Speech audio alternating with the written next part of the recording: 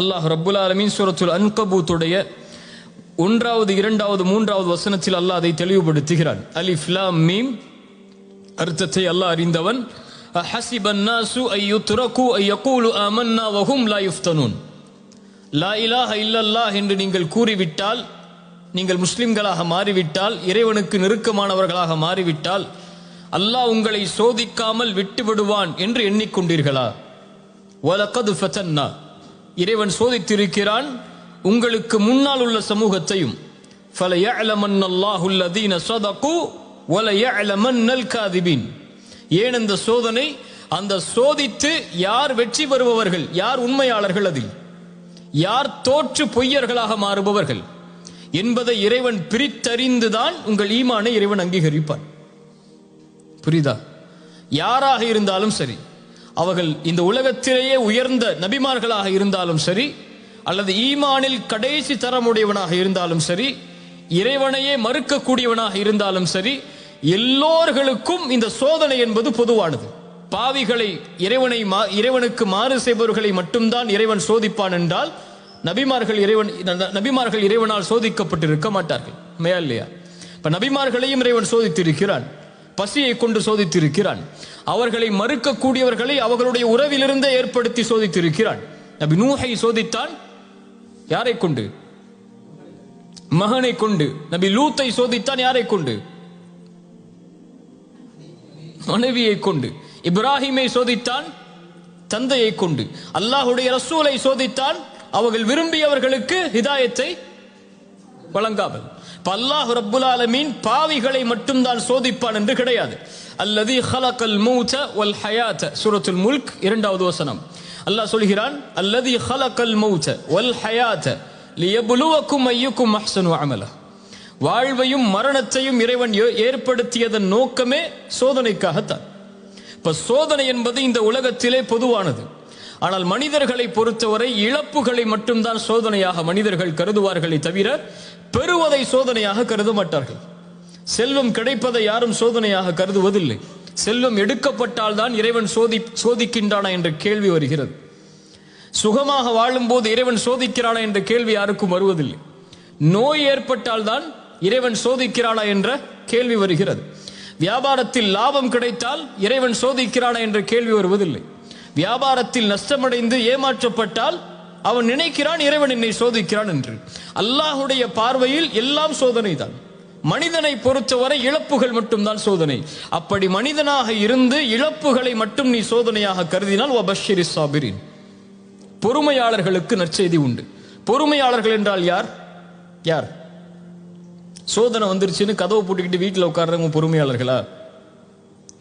அல்லாஹ் கொடுத்ததில் பொறுமையை கடைபிடிப்பவர்கள், அல்லாஹ் சோதித்ததில் பொறுமையோடு முயற்சி செய்பவர்கள், அல்லாஹ் சோதித்ததில் அந்த சோதனையிலிருந்து வெளியேறுவதற்கு அல்லாஹ் கொடுக்கக்கூடியவற்றை சகித்துக் கொண்டு முன்னேறுபவர்கள், இவர்களால் தான் வெற்றியை சுவைக்க முடியும் என்று இந்த குர்ஆனுடைய வசனம் சொல்லுகிறது. இந்த உலகத்திலே மனிதன் துவளக்கூடிய முக்கியமான சூழல் செல்வம் எடுக்கப்படும் போது, செல்வம் அவனிடமிருந்து குறைக்கப்படும் போதோ, அல்லது முழுவதுமாக எடுக்கப்படும் போதோ, அல்லது உறவுகள் அவனை விட்டு பிரியும் நேரத்தில், அல்லது அவன் நினைத்த உறவு அவனுக்கு அமையாத நேரத்தில். அவன் நினைத்த உறவு என்றால் அவன் திருமணம் செய்ய நினைத்த உறவு அவனுக்கு அமையாத நேரத்தில். இந்த உலகத்துடைய சோதனை, உலகத்துடைய கவலை என்று பார்த்தால், ஒன்று செல்வம் இல்லாத கவலை, இன்னொன்று அவன் நினைத்த வாழ்வு அமையாத கவலை. இப்படி இந்த உலகத்திலே கவலைக்குரிய காரணங்கள் என்று ஏராளமாக எடுத்துக்கொண்டே போகலாம். அல்லாஹுடைய மார்க்கம் இதில் நமக்கு தரக்கூடிய விளக்கு என்ன? ரசூலுல்லாஹி ஸல்லல்லாஹு அலைஹி வஸல்லம் சொன்னார்கள், ஃபைன் அஸாபக ஷைஉன், உனக்கு ஏதாவது ஒரு சோதனை ஏற்பட்டால், ஃபலா தகுல் லவ் அன்னி ஃபஅல்து கதா வ கதா, நான் அப்படி செய்திருந்தால் நடந்திருக்காது, நான் இப்படி செய்திருந்தால் நடந்திருக்காது என்று சொல்லாது. வலாக்கின் குல், சொல், கத்தரல்லாஹு வமா ஷாஅ ஃபஅல், அல்லாஹ் நாடியதுதான் என் வாழ்வில் நடந்தது என்று சொல். ஒரு முஸ்லிமை பொறுத்தவரை, ஒரு முஹ்சினை பொறுத்தவரை, இந்த உலக வாழ்க்கை என்பது அவன் விரும்பியது போல் நடக்காது. அல்லாஹ் விதித்ததின்படிதான் அவனுடைய வாழ்வு இருக்கும். திரும்ப சொல்றேன், ஒரு முஸ்லிமை பொறுத்தவரை அவன் விரும்பியது நடக்காது. அல்லாஹ் எதை விதித்தானோ, அவனுக்கென்று எது முடிவு செய்யப்பட்டிருக்கிறதோ அதுதான் வாழ்வில் நடக்கும். அதனால் இந்த உலகத்தில் ஒரு முஸ்லிமை பொறுத்தவரை எது அவனிடத்திலிருந்து எடுக்கப்பட்டாலும், எது அவன் விரும்பியது நடக்காவிட்டாலும், அவன் தேடிய உறவு கைகூடாவிட்டாலும், அவனை பொறுத்தவரை அவன் மனதில் நினைப்பது இது அல்லாஹுடைய நாட்டத்தில் உள்ளது. என் இறைவன் எனக்கு எப்போதும் நலவைத்தான் நாடி இருப்பான். எனக்கு அநீதம் செய்பவன் இறைவன் அல்ல, எனக்கு நலவு செய்பவன் தான் என் இறைவன். என் தாய் எனக்கு கெடுதல் நினைக்க மாட்டாள், என் தந்தை எனக்கு கெடுதல் நினைக்க மாட்டாள், என்னை நேசிக்கக்கூடியவன் எனக்கு கெடுதல் நினைக்க மாட்டான். அதுபோல்தான் என்னை படைத்தவன் இவர்களை விடவெல்லாம் மேலானவன். அவன் ஒருபோதும் எனக்கு கெடுதல் நினைத்திருக்க மாட்டான். அவன் நாடியது நடந்திருக்கிறது, நடப்பது எனக்கு நல்லது, நான் அதை விரும்பாவிட்டாலும் என்பதைத்தான் ஒரு முஃமின் தன்னுடைய வாழ்க்கையின் அடிப்படையாக கொண்டிருப்பான். அல்லாஹ் அதைத்தான் சொல்கிறான், ஒன்றை நீங்கள் வெறுப்பீர்கள், ஆனால் அது உங்களுக்கு சிறந்ததாக அமையும். நீங்கள் ஒன்றை நேசிப்பீர்கள், அது உங்களுக்கு தீயதாக அமைந்திருக்கும். வல்லாஹு யஅலம் வ அன்தும் லா தஅலமூன். அல்லாஹ் தான் அறிந்தவன், நீங்கள் அறியாதவர்கள். உங்களை படைத்த இறைவன் தான் உங்களுக்கு எது நலவு என்று தெரிந்தவன். இந்த நேரத்தில் இந்த செல்வம் குறைக்கப்படுவதால் என்ன நலவு இருக்கிறது என்பதை இறைவன் அறிந்தவன். வபஷ்ஷிரிஸ் சாபிரின், நீ பொறுமையோடு இருந்து உன் பாதையில் செல், நீ அறிந்து கொள்வாய் அது என்ன நலவு என்று. உனக்கு ஒரு உறவு கைகூடாவிட்டால், நீ விரும்பிய வாழ்வு உனக்கு அமையாவிட்டால், விரும்பாத வாழ்வு அமைந்து விட்டால் ஏற்றுக்கொள், இறைவன் அதைத்தான் உனக்கு விதித்திருக்கிறான். ஏன் அல்லாஹ் விதித்திருக்கிறான் என்ற கேள்விக்கு பதிலை தேட வேண்டும் என்றால் பொறுமையோடு இரு. பொறுமையோடு இருந்தால் ஏன் இது நடக்கிறது என்பதை நீ அறிந்து கொள்வாய்.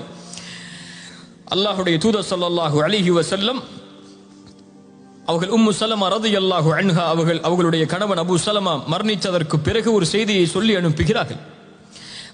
உம்மு சலமாவிற்கு சொல்லுங்கள் ரலியல்லாஹு அன்ஹா, ஒரு முஸ்லிம் சோதிக்கப்பட்டால் அவன் சொல்லட்டும், அல்லாஹ் ரப்புல் ஆலமீன் நாடியதுதான் நடந்திருக்கிறது. இன்னா லில்லாஹி வ இன்னா இலைஹி ராஜிஊன்.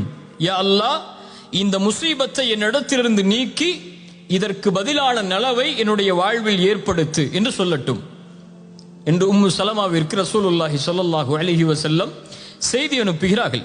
அவருடைய கணவனுடைய மரணத்திற்காக ஒரு உறவை பிரிகிறார்கள். என்ன சொல்லுகிறார்கள்? யா அல்லாஹ், எனக்கு சிறந்ததை கொடு என்று கேட்க சொல்லுகிறார்கள். உம்மு சலமா அறிவாளி, உடனே சொன்னார்கள், அபூ சலமாவை விட சிறந்த கணவரை அல்லாஹ் எனக்கு கொடுப்பாடா என்று. என்ன கேட்டார்கள்? அபூ சலமாவை விட சிறந்த கணவரை இறைவனுக்கு கொடுக்க முடியுமா என்று. அல்லாஹ் ரப்புல் ஆலமீன் அந்த கேள்விக்கு பதிலாக அல்லாஹுடைய ரசூலை கொடுத்தான். ரசூலை விட அபூ சலமா பெரியவர் அல்ல, சிறந்தவராக இருக்கவும் முடியாது. ரசூலுல்லாஹி ஸல்லல்லாஹு அலைஹி வஸல்லம் அவர்களை அல்லாஹ் ரப்புல் ஆலமீன் திருமணம் முடித்து கொடுத்தான். இந்த உலக வாழ்வு இப்படித்தான். ஃபஇன்ன மஅல் உஸ்ரி யுஸ்ரன் இன்ன மஅல் உஸ்ரி யுஸ்ரா.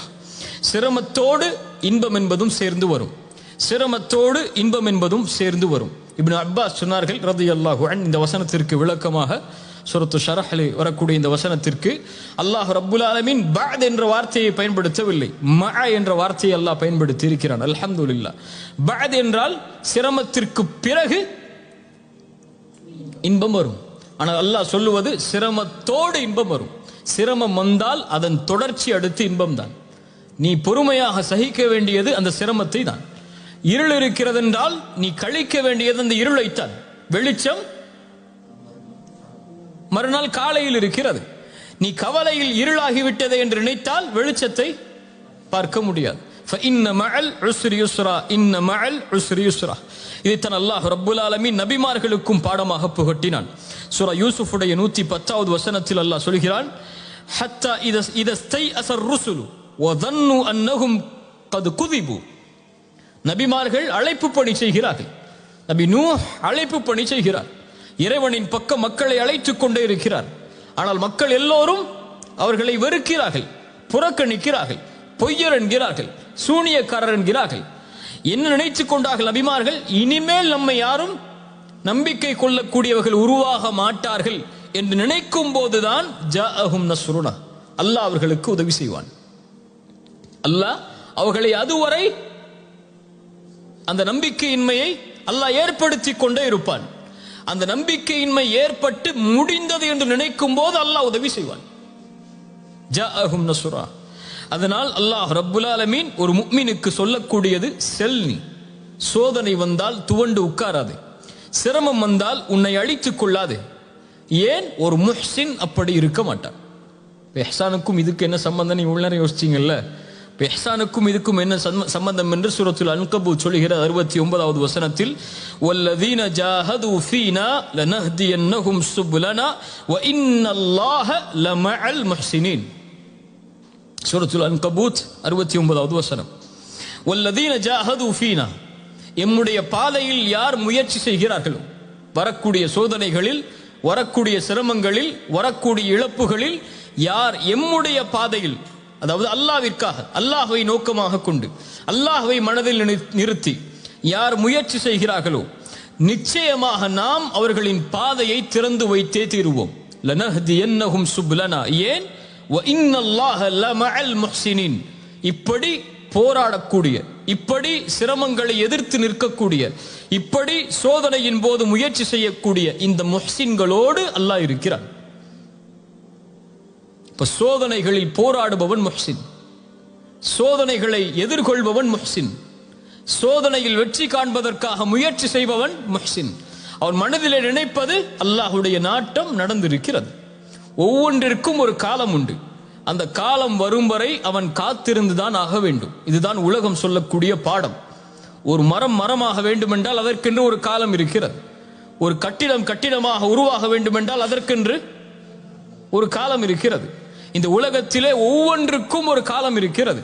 அந்த காலம் வரும் வரை பொறுமையோடு இருந்து முயற்சி செய்பவர்கள் வெற்றி பெறுவார்கள். இன்றே நடக்க வேண்டும் என்று நினைப்பவர்கள் கவலையையும் துன்பத்தையும் தன்னுடைய வாழ்வில் இணைத்துக் கொண்டே நகர்ந்து கொண்டிருப்பார்கள். காலம் வரும் வரை முயற்சியை கைவிடாமல் யார் முயற்சி செய்கிறார்களோ அவர்களுக்கு அல்லாஹ் ரப்புல் ஆலமீன் உதவி செய்து கொண்டே இருப்பான். இப்ப மனிதனாக பிறந்தவன் முயற்சி செய்து கொண்டே இருப்பான். துவண்டு உட்காருவது மனிதனுடைய குணம் அல்ல. அவனுக்கு முடியும் வரை அவன் போராடி கொண்டே இருப்பான். அவனுடைய காலம் வரும் வரை அவன் காத்து கொண்டே இருப்பான். சிலருக்கு 25 வயசுல அவங்களுடைய வாழ்க்கை அமைஞ்சிருக்கும். சிலருக்கு 30 வயசுல தான் அமையும்னா 30 வயசு வரை அவன் காத்திருந்துதான் ஆகணும்.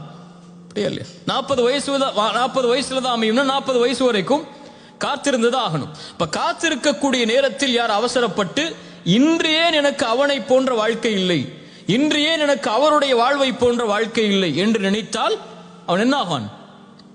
முயற்சி செய்ய மாட்டான், துவண்டு உட்கார்ந்து விடுவான். ரசூலுல்லாஹி ஸல்லல்லாஹு அலைஹி வஸல்லம் மக்காவுடைய வெற்றிக்கு செல்கிறார்கள். மக்காவுடைய வெற்றிக்கு ரசூலுல்லாஹி ஸல்லல்லாஹு அலைஹி வஸல்லம் செல்வதற்கு எத்தனை ஆண்டுகள் ஆனது? ரசூலுல்லாஹி ஸல்லல்லாஹு அலைஹி வஸல்லமுடைய 11 வருஷ மக்காவுடைய வாழ்க்கை, அதன் பிறகு நடந்த மதீனாவுடைய வாழ்க்கை, அத்துணை ஆண்டுகள் தேவைப்பட்டது மக்காவுடைய வெற்றிக்கு. ஒரு நபிக்கு அல்லாஹ் மக்காவிலேயே வெற்றியை கொடுத்திருக்கலாம், மதீனாவிற்கு அழைத்து செல்லாமல். ஏன் மதீனாவிற்கு அழைத்து செல்ல வேண்டும்? ஏன் அத்துணை போர்க்களங்களை சந்திக்க வேண்டும்? ஏன் அத்துணை இழப்புகளை அல்லாஹ்வுடைய தூதர் சந்திக்க வேண்டும்? இப்போ ஒரு வெற்றி என்பது இழப்புகளுக்கும் சோதனைகளுக்கும் பிரச்சனைகளுக்கும் விமர்சனங்களுக்கும் புறக்கணிக்கப்படுவதற்கு பிறகுதான் நடக்கும் என்பதை நபிக்கே அல்லாஹ் உணர்த்தும் போது நாம் யார்? ஒரு மனிதன் சோதிக்கப்பட்டால் 2 காரணங்கள் உண்டு. ஒன்று, உறுதியாகவே இறைவன் அவனை சோதித்து வெற்றியின் பாதைக்கு அழைத்து செல்ல விரும்புகிறான். இன்னொன்று, அந்த சோதனையிலேயே அவனுடைய வாழ்வை அழிக்க இறைவன் விரும்புகிறான். இந்த இரண்டுடைய முடிவை பொறுத்துதான் இது இறைவனின் என்ன சோதனை என்று புரிய வரும். புரிஞ்சா? ஒரு சோதனை இறைவன் சோதிப்பான் வெற்றியை நோக்கி அழைத்து செல்வதற்கு. இன்னொரு சோதனை இறைவன் சோதிப்பான் அந்த சோதனையிலேயே அவனுடைய வாழ்வை முடிப்பதற்கு. ஒன்று வெற்றிக்காக வரும், இன்னொன்று அழிவுக்காக வரும். அந்த இரண்டுடைய முடிவை பொறுத்துதான் இறைவனிடத்தில் கூலி முடிவெடுக்கப்படும். அல்லாஹ் ரப்புல் ஆலமீன் உஹதில் சோதித்தான். உஹதில் இறைவன் சோதித்தான், தோல்வியைத்தான் கொடுத்தான். தோல்வியின் விளிம்புக்கே என்றெல்லாம் சொல்வதற்கு பதிலாக சஹாபாக்களுடைய தோல்வி உஹத் மிகப்பெரிய தோல்வி, புறமுகுது காட்டி ஓடும் அளவிற்கான தோல்வி அது. ரசூலுல்லாஹ்வுடைய பல் உடைக்கப்பட்டு அதுவும் சோதனையாக ஆக்கப்பட்டு நபிக்கே எச்சரிக்கையுடைய வசனங்கள் வரும் அளவிற்கான சோதனை. 70 சஹாபாக்களுடைய உயிர் தியாகம், அதுவும் ரசூலுக்கு நெருக்கமான நபித்தோழர்களுடைய உயிர் தியாகங்கள். இவ்வளவு சோதனையும் இறைவன் கொடுத்து சொன்ன பாடம், இதுவெல்லாம் நடந்தது உங்களால் தான் என்று. இதெல்லாம் நடந்தது எதால்? அல்லாஹ் சொல்கிறான் சூரத்துல் ஆல் இம்ரான் 165வது வசனத்தில், அவலம்மா அஸாபத்கும் முஸீபத்துன் கத் அஸப்தும் மிஸ்லைஹா குல்தும் அன்னா ஹாதா. இது எங்கிருந்து வந்தது இந்த சோதனை என்று கேட்கிறீர்கள். அல்லாஹ் சொல்கிறான், குல் ஹுவ மின் இந்தி அன்ஃபுசிக்கும், உங்களால் வந்தது, நீங்கள் தேர்ந்தெடுத்த பாதையால் வந்தது. ரசூலுக்கு நீங்கள் மாறுபட்டதால் உங்களை இறைவன் இந்த போர்க்களத்தில் சோதித்திருக்கிறான். பாடத்தை உணர்ந்தார்கள் நபித்தோழர்கள். அடுத்து வெற்றி கிடைக்குமா என்று நினைத்தார்கள். வலா தஹினு வலா தஹ்ஸனு அன்துமுல் அலௌன இன் குன்தும் முஃமினீன். உஹதுக்கு பிறகு இறக்கப்பட்ட வசனம். கவலைப்படாதீர்கள், துவண்டு விடாதீர்கள், நீங்கள் தான் உயர்ந்தவர்கள் முஃமின்களாக வாழ்ந்தால். அல்லாஹ் என்ன பாடத்தை சொல்ல வருகிறான்? தோல்விக்குரிய காரணத்தை அறிந்து விட்டீர்கள், இனிமேல் வெற்றியை நோக்கி புறப்படுங்கள். இப்போ முதலில் வாழ்வில் சோதனை ஏற்பட்டால் சிந்திக்க வேண்டியது, இந்த சோதனை ஏன்? வியாபாரத்தில் ஏற்பட்டாலும் சரி, உறவுகள் பிரிந்தாலும் சரி, வாழ்வில் என்ன சிரமம் ஏற்பட்டாலும் சரி, ஒரு சின்ன விபத்து ஏற்பட்டாலும் சரி, உங்களுடைய கால் சறுக்கினாலும் சரி, யோசிக்க வேண்டியது ஏன் இந்த சோதனை? அல்லாஹ் ரப்புல் ஆலமீன், அல்லாஹுடைய தூதர் ஸல்லல்லாஹு அலைஹி வஸல்லம் அவர்களுடைய வாழ்வின் மூலமாக எமக்கு கொடுத்த பாடம் உஹதுடைய களம். உஹதுடைய களத்தின் சோதனையின் அடிப்படை பாவங்கள். பாவங்கள் தான் சோதனைக்கு மூலதனமாக அமையும். இன்வெஸ்ட்மெண்ட்டே ஒரு சோதனைக்கு என்ன? உங்களுக்கு சோதனை வரணும்னா இன்வெஸ்ட் பண்ணுங்க. எதில் இன்வெஸ்ட் பண்ணுங்க? பாவங்கள்ல. பாவத்தில் இன்வெஸ்ட் பண்ணீங்கன்னா உங்களுக்கு கிடைக்கக்கூடிய ப்ராஃபிட் என்ன? சோதனை தான். ரசூலுல்லாஹி ஸல்லல்லாஹு அலைஹி வஸல்லம் சொன்னாங்க, இய்யாக்கும், உங்களை எச்சரிக்கிறேன் எரிக்கக்கூடிய பாவங்களை விட்டு. எரிக்கக்கூடிய பாவங்களை விட்டு எச்சரிக்கை செய்கிறேன். எப்படி? சில சமூகம் கட்டைகளை போடுவார்கள் எரியக்கூடிய நெருப்பின் மீது. வீசப்பட்ட கட்டைகள் எப்படி மாறும்? தீ குழம்பாக, தீயுடைய மூட்டமாக மாறிவிடும். அதுபோல் பாவங்களை குறித்து எச்சரிக்கை செய்கிறேன். ஒரு பாவம் செய்வாய், அது உன்னை அழிக்க வரும். இன்னொரு பாவம் செய்வாய், அதுவும் உன்னை அழிக்க வரும். அதே பாவத்தை தொடர்ந்து செய்து கொண்டே இருக்கிறாய் என்றால் அவ்வளவுதான், உன்னை அது முழுவதுமாக அழித்து விடும். அல்லாஹ்வுடைய குர்ஆனுடைய வசனம் சூரத்து ஸுமருடைய 53வது வசனம் சொல்லுகிறது, குல் யா இபாதியல்லதீன அஸ்ரஃபு அலா அன்ஃபுஸிஹிம் லா தக்னது மிர் ரஹ்மத்தில்லாஹ் இன்னல்லாஹ யக்ஃபிரு ذுனூப ஜமீஆ இன்னஹு ஹுவல் கஃபூருர் ரஹீம். வரம்பு மீறி பாவம் செய்யக்கூடிய நடிகார்களே, அல்லாஹுடைய அருளில் நம்பிக்கை இழக்காதீர்கள். அல்லாஹ் எல்லா பாவங்களையும் மன்னித்து விடுவான். இன்னஹு ஹுவல் கஃபூருர் ரஹீம். ஏன்? அவன் பாவங்களை மன்னிக்க கூடியவன், இரக்க குணமுடையவன். அல்லாஹுடைய அருளை பற்றி புரிந்தாயிற்று. அதோடு அந்த வசனத்தை முடிக்காமல் அடுத்தடுத்த வசனங்களில் அல்லாஹ் என்ன சொல்ல வருகிறான்? வ அனீபு இலா ரப்பிக்கும் வ அஸ்லிமு லஹு மின் கப்லி அன் யஅதியகுமுல் அஸாப். ஒரு பாவத்தை செய்கிறாய், பாவம் என்று உணர்கிறாய், அதை அல்லாஹ் மன்னிப்பானா என்ற கேள்வி வருகிறது. அல்லாஹ் நிச்சயம் மன்னிப்பான், அருளில் கவலை இழக்காது. ஆனால் மன்னிப்பை தேடிவிட்டதோடு மட்டுமல்லாமல், அல்லது மன்னிப்பை தேடிவிட்டு அல்லாஹ் என்னை மன்னித்து விட்டான் என்றால் மீண்டும் அதே பாவத்தை தொடரக்கூடாது. நீ வ அனீபு இலா ரப்பிக்கும், உன்னை நீ அல்லாஹ்வை நோக்கி திருப்பி விடு. வ அஸ்லிமு லஹு, அவனிடத்திலே உன்னை ஒப்படைத்து விடு. மின் கப்லி அன் யஅதியகுமுல் அஸாப், வேதனை உனக்கு வருவதற்கு முன்னால். ஏன் வேதனை வருது? அந்த பாவத்தை செய்யற. அல்லாஹ்வுடைய அருள், அல்லாஹ் மன்னிச்சிட்டான்னு சொன்னதுக்கு அப்புறமும் ஏன் வேதனை வரும்னு எச்சரிக்கிறான்? மன்னிப்பு கேட்டதுக்கு அப்புறம் அதே பாவத்தை நீ தொடர்ந்தன்னு சொன்னா, அல்லாஹ்வுடைய அருள்ல வேற மாதிரி நம்பிக்கை வச்சிருக்க. நீ என்ன நம்பிக்கை வச்சிருக்க? என் ரப்பு மன்னிச்சுக்கிட்டே இருப்பா. எந்த பாவத்தை? நீ செஞ்சு மனம் திருந்தி விட்ட பாவத்தை மறுபடியும் செஞ்சேன்னு சொன்னா இறைவன் மன்னிக்க மாட்டான், இல்லை, எச்சரிக்கிறான். மின் கப்லி அன் யஅதியகுமுல் அஸாப், அந்த பாவம் உனக்கு சோதனையாக, வேதனையாக மாறி வரும். ثم لا تنصرون, அதுக்கு பிறகு உதவி யாரும் உனக்கு செய்ய முடியாது.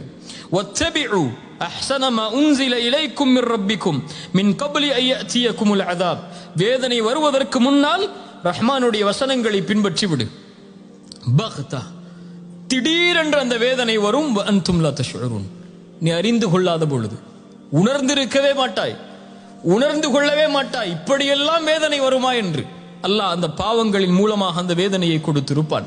3 மனிதர்களை அல்லாஹ் சொல்கிறான். அதற்கு பிறகு அன் தகூல நஃப்ஸு யா ஹஸ்ரதா அலா மா ஃபர்ரத்து ஃபீ ஜம்பில்லாஹ் வ இன் குன்து லமினஸ் சாகிரீன். அல்லாஹ்வுடைய வசனங்களை பரிஹேசிக்க கூடியவனாக நான் இருந்து விட்டேனே, அல்லாஹ்வுடைய விஷயத்தில் இப்படி நடந்து கொண்டேனே. வ இன் குன்து லமினஸ் சாகிரீன், கேலி செய்பவர்களில், பழிப்பவர்களில், அல்லாஹுடைய விஷயத்தில் பழிக்கக்கூடிய மனிதர்களில் ஒருவனாக நான் மாறிவிட்டேனே என்று ஒருவன் தன்னைத்தானே குறைபடுவான். இன்னொருவன் அவு தகூல லவ் அன்னல்லாஹ ஹதானி லகுன்து மினல் முத்தகின், இவங்க தான் சூப்பர்மேன், அல்லாஹ் எங்களுக்கு நேர்வழி காட்டினால் நேர்வழியை நாங்கள் அடைந்திருப்போம் என்று சொல்லுவான். என்ன சொல்லுவான்? அல்லாஹ் எனக்கு நேர்வழி காட்டியிருந்தா, அல்லாஹ் என்ன தொழுகையாளியா மாத்திருந்தா, அல்லாஹ் என்ன சதகா கொடுக்கிறவனா மாத்திருந்தா, அல்லாஹ் என்ன அப்படி மாத்திருந்தா நான் மாறி இருப்பேனேன்னு சொல்லுவான். சோதனை வந்ததுக்கு பிறகு எல்லா பழியும் யார் மேல போடுவான்? முதல் ஒருத்தன் எல்லா பழியும் தான் ஏத்துக்கிட்டான், இவன் கூட ஓரளவு. ரெண்டாவது உள்ளவன் அல்லாஹ் மேல பழிய போட்டுக்கிட்டே இருப்பான். மூணாவது உள்ளவன் அவு தகூல ஹீன தரல் அஸாப் லவ் அன்ன லி கர்ரா, ஒரு சோதனை, ஒரு வேதனை வரும்போது அவன் சொல்லுவான் லவ் அன்ன லி கர்ரா, இன்னொரு வாய்ப்பு கொடுத்திருந்தால், இன்னொரு சான்ஸ் அல்லாஹ் எனக்கு கொடுத்திருந்தான்னு சொன்னான். ஃபஅகூன மினல் முஹ்சினீன், ஃபஅகூன மினல் முஹ்சினீன், முஹ்சின்களில் ஒருவனாக நான் மாறி இருப்பேன்னு சொல்லுவான். இப்ப இவ்வளவு எச்சரிக்கை சொல்லப்பட்டதற்கு பிறகும் இன்னொரு வாய்ப்பை தேடி போனால், இப்ப வாய்ப்பு வரும்போது அதை மறுத்து இன்னொரு வாய்ப்பு என்று சொல்லிக் கொண்டே இருப்பான். அது வந்தா பாத்துக்கலாம், இது வந்தா பாத்துக்கலாம், அப்படி நடந்தா பாத்துக்கலாம், அந்த நிலைமை வந்தா மாறிக்கலாம்னு சொல்லுவான். இதுல மட்டும் வட்டிக்கு போய்ப்போ, அது அடுத்த வரும்போது வட்டியை விட்டுருவோம்னு சொல்லுவான். இதை மட்டும் அட்ஜஸ்ட் பண்ணிப்போ, அடுத்து வரும்போது பாத்துக்கலாம்னு சொல்லுவான். அது கல்யாணம் வரைக்கும் தானே தப்பு செஞ்சுப்போம், கல்யாணத்துக்கு அப்புறம் அவங்க மனைவி தானே பாத்துக்கலாம்பா. பொதுவா சொல்ல போனா எல்லாரும் சொல்லக்கூடிய காரணம் அதானே. இன்னைக்கு இப்ப அல்லாஹ்வுடைய மார்க்கத்தின்படி ஒரு பெண் ஒரு ஆணை விரும்பலாம். எப்படி விரும்பலாம்? ஒரு பொண்ணை பிடிச்சிருக்கா, சரி பிடிச்சிருக்கு, அவங்க அப்பா அம்மாட்ட போய் பேசுங்க, வழியை வச்சு கல்யாணம் முடிங்க, அதுக்கப்புறம் வாழுங்க. ஆனா இன்னைக்கு வாழ்க்கைங்கிறது கல்யாணத்துக்கு முன்னாடியே வாழ்ந்துறாங்க, கல்யாணத்துக்கு அப்புறம் அதை ஹலால் ஆக்குறாங்களா? எப்படி ஹலால் ஆக்க முடியும்? இப்ப அல்லாஹ்வுடைய வாய்ப்பை தவறாக பயன்படுத்துவார்கள். அல்லாஹ் கொடுக்கின்ற அனுமதியை வாய்ப்பு வரும்போது மாற்றிக்கொள்ளலாம் என்பார்கள், வாய்ப்பை தேடுவார்கள். இவர்களுக்கும் அல்லாஹ் சோதனையால் வேதனையை கொடுத்து விடுவான். இப்ப இந்த 3 மனிதர்களை அல்லாஹ் தரம் பிரிக்கிறான். ஒருவர் தன்னைத்தானே பழித்துக் கொள்வார், இன்னொருவர் அல்லாஹ்வை சாடி விடுவார், இன்னொருவர் வாய்ப்பை தேடி செல்வார். இந்த 3 நஷ்டவாளிகள் தான். யார்? அந்த நிமிடத்தில் அல்லாஹ்விடத்தில் தங்களை ஒப்படைக்காதவர்களை தவிர, பாவம் என்று தெரிந்த உடனேயே விடாதவர்களை தவிர, அல்லாஹ்வுடைய வசனம் இருக்கிறது என்று சொன்ன மாத்திரத்திலேயே கட்டுப்படாதவர்களை தவிர, இந்த 3 நாளை மறுமையில் நஷ்டவாளிகளாக மாற்றப்படுவார்கள். அலி இப்னு அபி தாலிப் ரலியல்லாஹு அன்ஹு அவர்களிடத்தில் ஒரு மனிதர் வந்து கேட்டார், யா அலி, என்னால் இரவு வணக்கத்தில் ஈடுபட முடியவில்லை, என்ன காரணம்? அலி அவர்கள் சொன்னார்கள், அந்த ரஜுலுன் கது கையதத் கதுனூபுக், நீ பாவங்களால் பிணைக்கப்பட்ட மனிதனாய் இருக்கிறாய் என்றார்கள். உன்னை கியாமுல் லைலுடைய தொழுகையிலிருந்து தடுப்பது உன் பாவம், உன் உறக்கம் அல்ல. உன்னை உறங்க வைப்பது அந்த பாவம். அஷ்ஹது அல்லா இலாஹ இல்லல்லாஹ் அஷ்ஹது அன்ன முஹம்மது ரசூலுல்லாஹ் என்று ஃபஜ்ருடைய அதானை உன் காதில் விழாமல் ஆக்குவது உன் உறக்கம் அல்ல, உன் உள்ளத்தில் இருக்கக்கூடிய பாவம். அல்லாஹ்வுடைய திக்ரில் நிம்மதியை அடைய விடாமல் தடுப்பது உன்னுடைய காது அல்ல, உன் உள்ளத்தில் இருக்கக்கூடிய பாவம். உலக வாழ்வில் எது நடந்தாலும் இறைவனிடமிருந்து அது உன்னை தூரமாக்கினால் நீயாக தூரமாகவில்லை, உன் உள்ளத்தில் இருக்கக்கூடிய பாவம் அல்லாஹ்வுடைய அருளை தடுக்கிறது. பாவத்திலிருந்து விடுபடாத வரை சோதனையிலிருந்து விடுபட முடியாது. வியாபாரத்தில் நஷ்டம் ஏற்படுகிறதா, வட்டி கலக்கிறதா என்று பார். அல்லாஹ் அனுமதிக்காத முறையில் வியாபாரம் செய்கிறாயா என்று பார். உறவில் விரிசல் ஏற்படுகிறதா, அந்த உறவை அல்லாஹ் அனுமதித்த முறையில் வைத்திருக்கிறாயா என்று பார். கவலைகள், பிரச்சனைகள் குடும்ப வாழ்வில் ஏற்படுகிறதா, அல்லாஹ் அனுமதித்த முறையில் வாழ்கிறாயா என்று பார். உன் மனைவிக்கு நீ தூய்மையானவனாக, உன் மனைவி உனக்கு தூய்மையானவளாக இருக்கிறாளா என்று பார். இப்ப சோதனைகள் வரும்போது யார் இப்படி தரம் பிரித்து ஆராய்கிறார்களோ இவர்களும் அல்லாஹ்விடத்தில் வெற்றி செய்யப்படுவார்கள். இந்த உலக வாழ்வு இதுபோல் சோதிக்கப்பட்டு கொண்டே இருக்கும். அப்படி நீ பாவத்தை செய்து கொண்டிருந்தாலும் அல்லாஹ் உன்னை மன்னிப்பான். விட்டுவிடு, அல்லாஹ் அந்த சோதனையை நீக்கி விடுவான். அன்று முடிவெடு, அல்லாஹ் உனக்கு நீக்குவான். அன்று முடிவெடு, அல்லாஹ் உன்னை ஏற்றுக்கொள்வான். 99 கொலை செய்த மனிதன் தான் திருந்த வேண்டும் என்பதற்காக ஒரு அறிஞனை கடைசியாக, ஒரு மனிதனிடத்திலே கடைசியாக போகிறான். அவனும் அல்லாஹ்வுடைய அருளில் நம்பிக்கை இழக்க செய்கிறான், அவரையும் கொலை செய்கிறான். இப்ப 100 பேரை கொலை செய்ததற்கு பிறகும் அவன் உள்ளத்தில் அல்லாஹ்விடத்தில் செல்ல வேண்டும் என்ற ஆசை வருகிறது. ஒரு அறிஞரிடத்திலே கேட்கிறான். அறிஞர் சொன்னார், இந்த ஊரில் இருந்து கிளம்பி நல்லவர்கள் வாழக்கூடிய ஊருக்கு செல். பாவத்தில் இருந்து விடுபட்டு முதலில் செல், போ. அவர் முடிவெடுத்து போகக்கூடிய வழியிலேயே மரணமாகி விடுகிறார். அவர் அந்த இடத்துல போய் சேரல. அவர் அந்த இடத்தை போய் சேரல. முயற்சி பண்றார் போறதுக்கு. போகக்கூடிய வழியில் மரணம் வருகிறது. அவர் உண்மையில் அல்லாஹ்வுடைய அளவுகோலின்படி, இயற்கையின் அளவுகோலின்படி பாவிகளுடைய ஊருக்கு தான் அருகாமையில் இருந்தார். ஆனால் அல்லாஹ் நல்லவர்களுடைய ஊருக்கு அவரை அருகாமையில் ஆக்கி நல்லவர்களின் உயிர்களை கைப்பற்றக்கூடிய மலக்குகளை கைப்பற்ற அல்லாஹ் அனுமதித்தது ஏன்? அவர் நாடினார். முதலில் அதை செயல்படுத்துவதற்கு கொஞ்சம் நடந்து சென்றார். இப்போ வட்டியில் இருக்கிறாயா, முடிவெடு, இனிமேல் செய்ய மாட்டேன் என்று முயற்சி செய். அல்லாஹ் உன்னை அந்த பாதைக்கு அழைத்து செல்வான். ஒரு விஷயத்தில் ஒரு உறவு உனக்கு ஹராமாக இருக்கிறதா, அன்று விடு, அல்லாஹ் உனக்கு அதை ஹலாலாக்குவான். அல்லது உன் ஹராமே உன் ஹலாலை தடுத்து விடும். ஹராமே உன் ஹலாலை தடுத்து விடும். இப்ப இது எல்லா விஷயத்திலும், குறிப்பாக நம்ம இந்த உலகத்தில் பார்க்கக்கூடிய சோதனைகளை வச்சு சொல்றேன் நான்.